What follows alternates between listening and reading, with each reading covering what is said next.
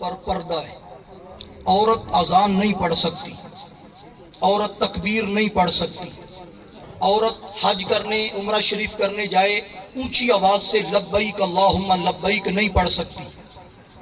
ایام تشریق کے اندر یہ جو 9، 10، 11، 12 یہ ذی الحج کے ایام ہوتے ہیں، ایام تشریق 9ویں سے لے کر 13ویں کے عصر تک، ان میں جیسے ہم نمازوں کے بعد کلمہ شریف پڑھتے ہیں، تکبیر پڑھتے ہیں، عورت اونچی آواز سے وہ نہیں پڑھ سکتی. عورت پر ان چیزوں کی تمام کی پابندی ہے.